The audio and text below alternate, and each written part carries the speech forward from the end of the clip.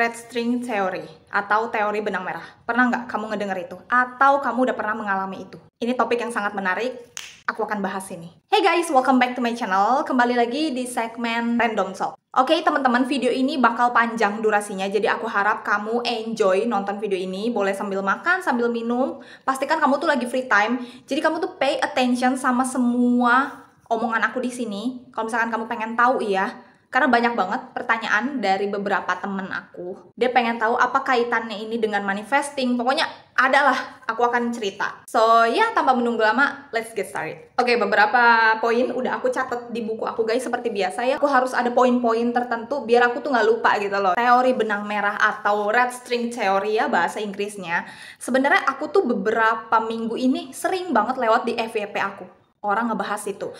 Aku juga nggak tahu kenapa tumben banget TikTok kasih FYP aku tentang teori benang merah.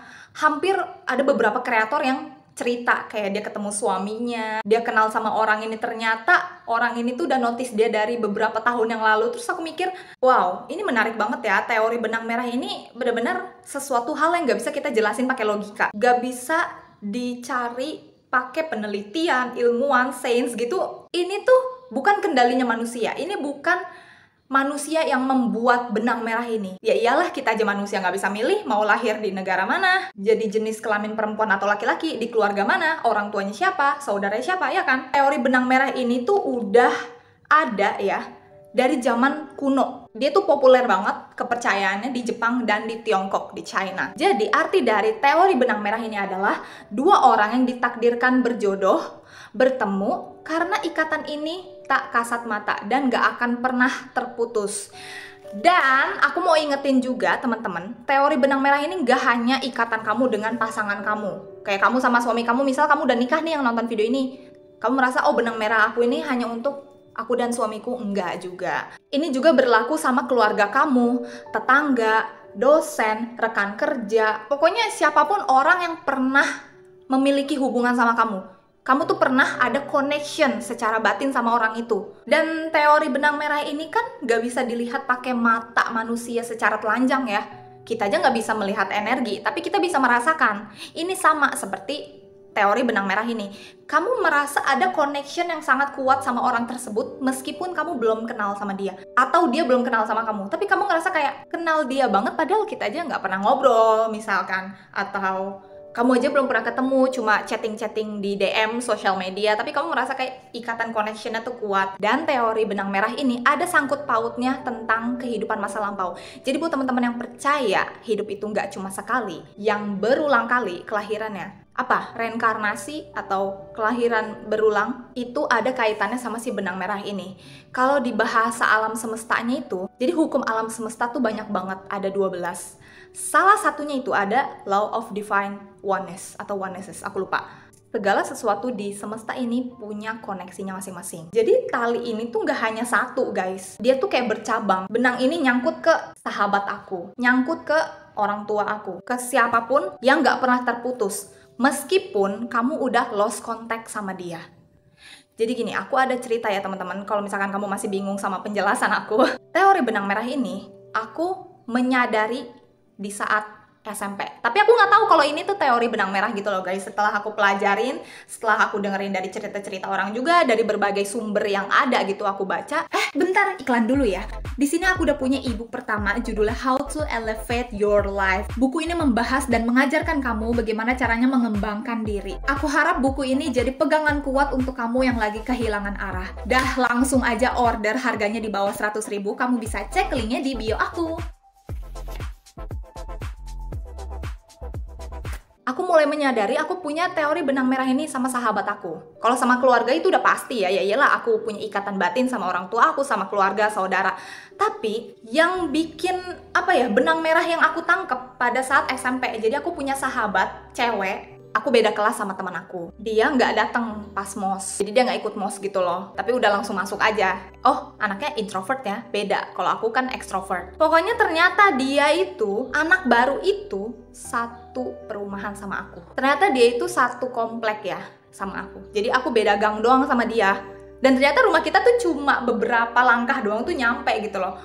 Itu dari SMP. Akhirnya aku connect sama dia, kita suka bikin dance cover, kita suka K-pop, kita suka K-drama, dan nyambung sampai saat ini, detik ini, aku masih kontekan sama dia. Aku yang udah tahu perjalanan hidup dia dari awal sampai sekarang. Dan cuma aku, orang yang tahu masalah dia bener-bener sedalam itu. Dan satu hal guys, teori benang merah ini, misal kamu ketemu sama orang ini, itu kamu sama sekali nggak berharap. Kamu nggak ada perasaan obsesi, nggak punya ekspektasi apapun, tiba-tiba dengan effortless kalian bertemu. Mungkin awalnya kamu tuh nggak mau ketemu sama orang ini. Ya Tuhan, aku nggak mau deh sama dia, aku jauhin dia deh. Kamu ghosting dia misalkan, kamu nggak mau kontekan sama dia. Tapi kalian bertemu lagi di waktu yang tak terduga.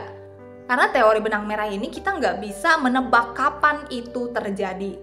Kapan aku sama dia bertemu. Itu kan tadi cerita tentang sahabat aku ya. Sekarang next cerita tentang dosen aku. Jadi aku ada satu dosen cewek.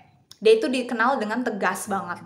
Dan jujur aku tuh rada nggak nyaman sebenarnya mendapatkan mentor, guru, dosen yang nada bicaranya tuh tek-tek-tek, yang bikin kita deg-degan, yang bikin kita selalu tegang di dalam kelas. Nah, aku tuh nggak suka yang kayak gitu sebenarnya.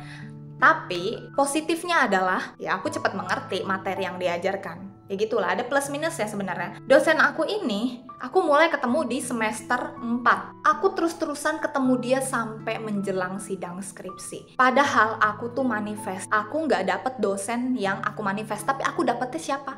Dosen yang itu. Oh iya, aku pengen cerita sebentar tentang dosen aku yang cewek ya. Berkat beliau, aku jadi tahu mana kesalahan aku. Memang kaitan benang merah ini aku jadi ngerasa kalau, oh, dosen aku ini, dia memang jodoh aku untuk mengajarkan aku. Kalau memang bukan jodohnya, aku nggak mungkin sama dia, aku pasti sama dosen yang lain. Orang aku manifest sama dosen yang lain kok, tapi kenapa aku dapet dia terus?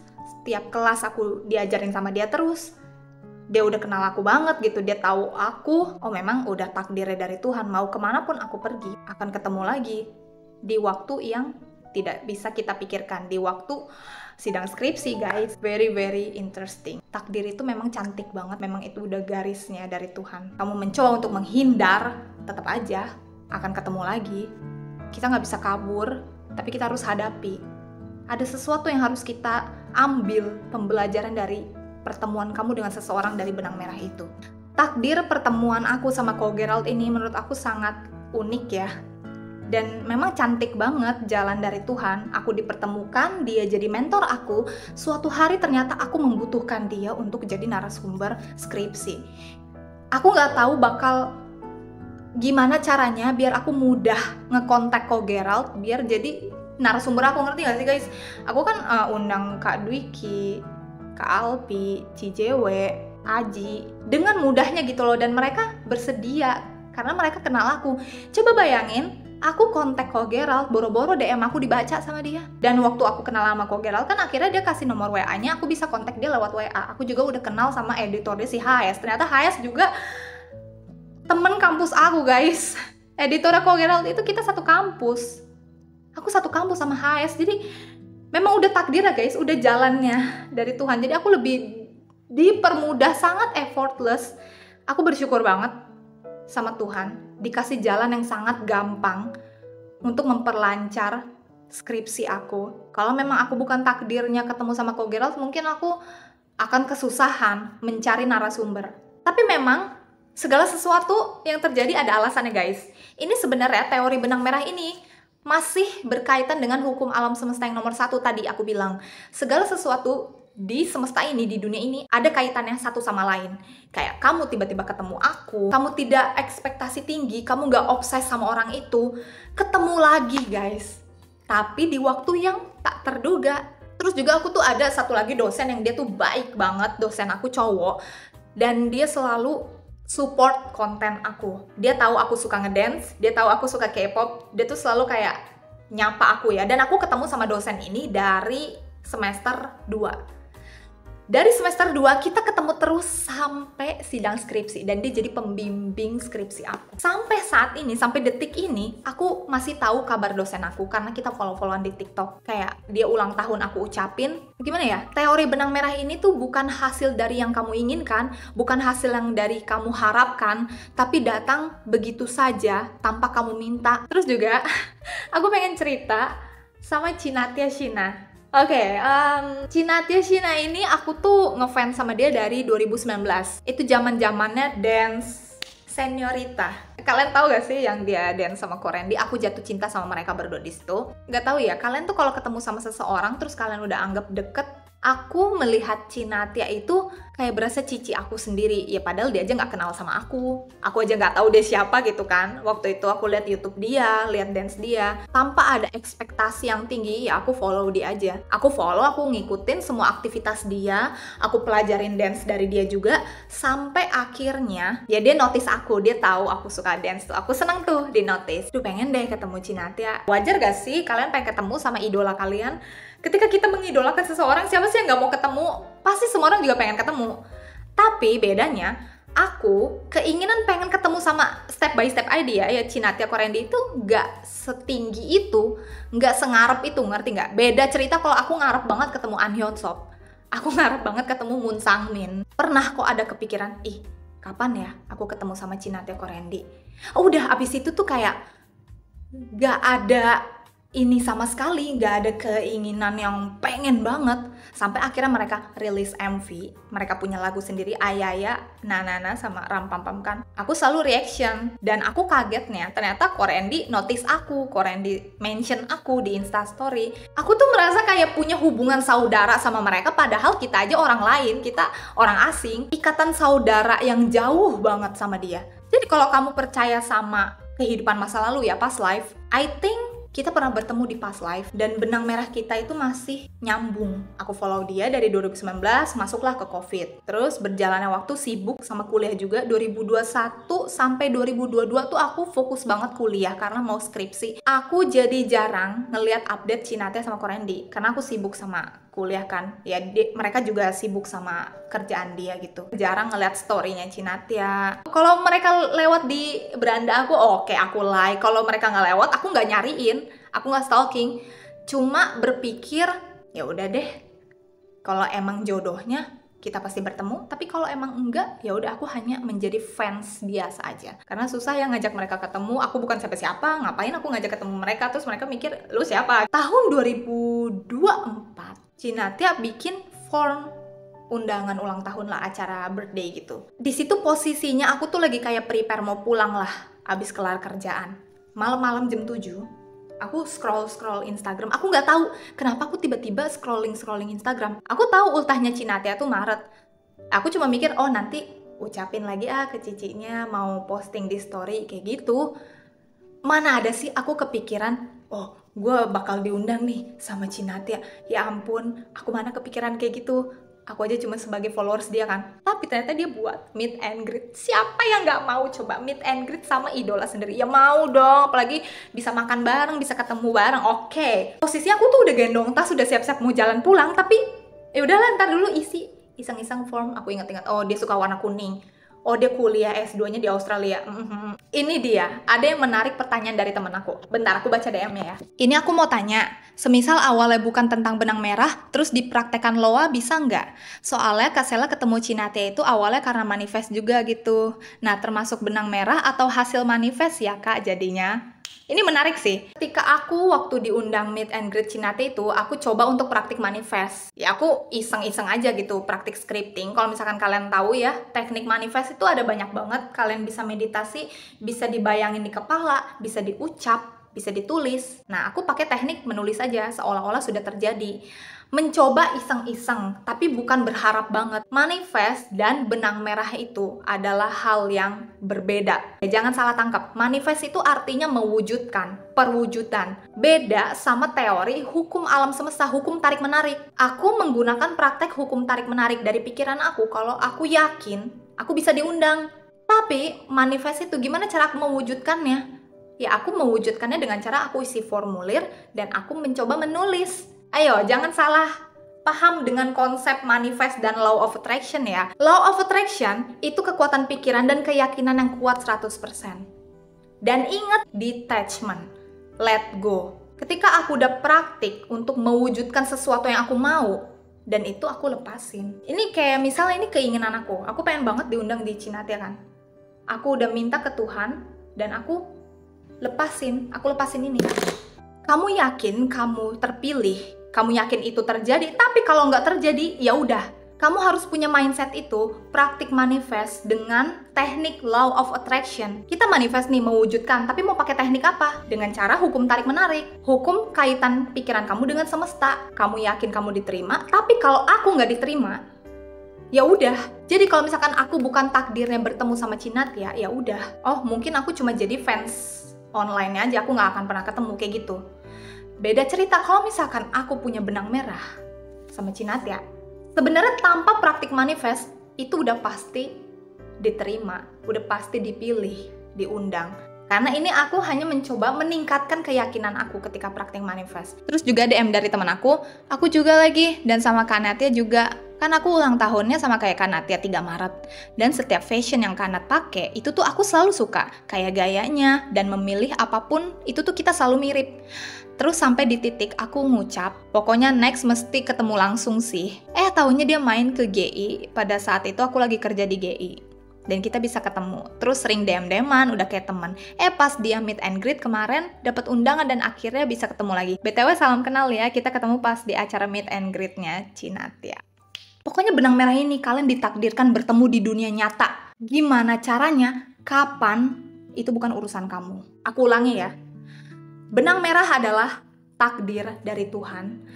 Tapi kalau manifest itu kendali manusia. Paham sampai sini? Manifest itu adalah kendali manusia. Kita bisa mengubah realita hidup kita kok. Kekayaan, keuangan, pekerjaan, cinta, kesehatan, itu adalah takdir yang bisa kamu ubah kalau kamu mau berusaha. Ada videonya di sini aku udah ngebahas tentang takdir. Takdir itu bisa diubah.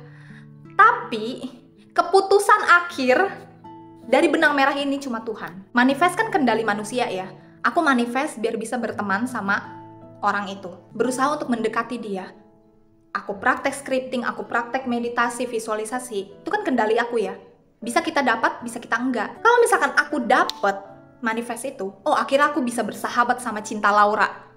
Ya berarti aku punya benang merah itu sama dia. Tapi kalau dia bukan takdirku, mau aku jungkir balik manifest, ya nggak akan ketemu. Karena aku juga punya pengalaman ini. Aku pengen banget collab sama salah satu YouTuber cowok. Aku nggak mau sebut genre-nya apa. Aku tuh pikirnya kayak, aku tuh bisa ketemu sama kokoh ini. Tapi di saat aku ajak collab, dia jawabannya sangat kaku dan tidak cocok dengan energi aku. Aku menghormati dia.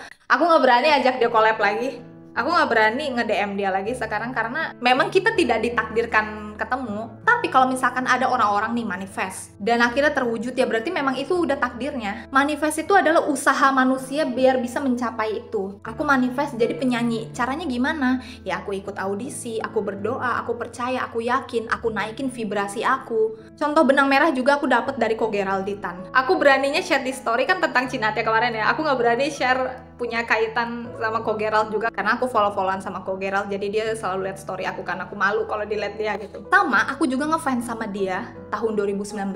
Di saat itu aku lagi ngedown banget kuliah karena aku harus ngulang. Terus hiburannya aku nontonin dia, aku follow. Aku suka nontonin YouTube dia, ketawa-ketawa sendiri. Menganggap dia tuh kokoh aku. Tiba-tiba Kopamax membuka formulir, membuka pendaftaran menjadi talent. Wah, aku ikut dong karena aku kan suka K-pop, tapi aku nggak tahu kalau mentornya itu adalah Ko Geralditan. Aku nggak tahu kalau jurinya tuh dia. Jadi aku tuh kayak agak shock pas meeting pertama kita Zoom. Ya lucu sih dia waktu aku ketemu.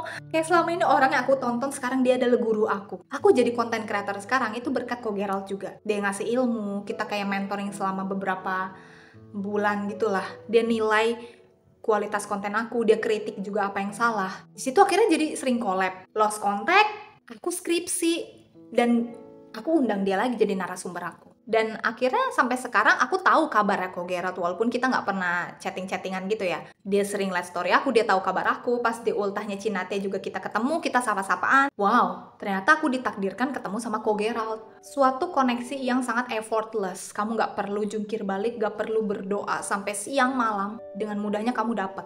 Pasti sinyal-sinyal dari Tuhan, dari semesta, selalu ngejar-ngejar kamu. Kayak kamu dapat notifikasi tentang apa kek, terus kamu dapat kabar, kayak selalu menghampiri kamu. Manifest itu adalah kendali manusia. Aku manifest punya body goals. Caranya apa ya? Aku makan sehat, aku mengurangi gula, tidur yang cukup, olahraga. Dan next videonya aku akan membahas tentang gimana caranya menemukan red string.